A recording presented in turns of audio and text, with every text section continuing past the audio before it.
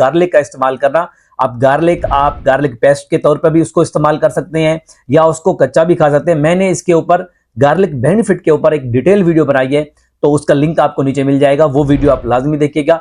Garlic आपको anti inflammatory mechanism के तौर पे काम करता है। इवन के कुछ कंट्रीज के अंदर और सदियों पहले ये एज एंटीबायोटिक भी इस्तेमाल होता रहा है। अगर आप इसको इस्तेमाल करते हैं तो ये आपको दिल की बीमारियों से बचाता है, आपकी कोलेस्ट्रॉल को कम करता है और आपकी जो नसें हैं उसको क्लीन करता है और उनको ब्लॉक होने से बचाता है। और तीसरे नंबर के ऊपर होता है दारचीनी। दारचीनी आपके लिए बहुत ज्यादा बेनिफिट है और दारचीनी का आप अगर 2 से 3 पीस इस्तेमाल करेंगे, आप खानों के अंदर इस्तेमाल कर सकते हैं, किसी चीज के ऊपर इसका पाउडर इस्तेमाल कर सकते हैं, ये भी आपके कोलेस्ट्रॉल को कम करता है। और उसके साथ साथ ये बहुत पावरफुल रिवर्सल है। जब आपकी नसों के अंदर कोलेस्ट्रॉल बढ़ जाए, ये उस कोलेस्ट्रॉल को कम करता है, आपके ब्लड प्रेशर को रिड्यूस करवाता है और आपकी दिल की बीमारी को बचाता है। और चौथे नंबर के ऊपर होता है अनार का इस्तेमाल करें। अनार को आप एज अ सैलेड भी इस्तेमाल कर सकते हैं, एज अ फ्रूट चाट भी इस्तेमाल कर सकते हैं, उसके साथ साथ आप अनार का जूस भी इस्तेमाल कर सकते हैं। अनार भी आपको कोलेस्ट्रॉल बढ़ने से बचाता है। अनार में बेसिकली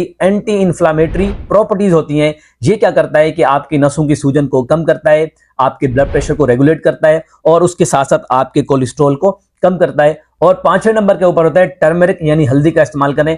टर्मरिक और हल्दी बहुत ज्यादा बेनिफिट के साथ आती है। आप इसको ग्रीन टी में इस्तेमाल कर सकते हैं, आप इसको दूध के अंदर मिक्स करके इस्तेमाल कर सकते हैं, आप इसको पानी में इस्तेमाल कर सकते हैं। ये एंटी इंफ्लामेटरी मैकेनिज्म और इसके अंदर बहुत ज्यादा मिकदार में एंटीऑक्सीडेंट मौजूद होते हैं जब आपको इस्तेमाल करते हैं।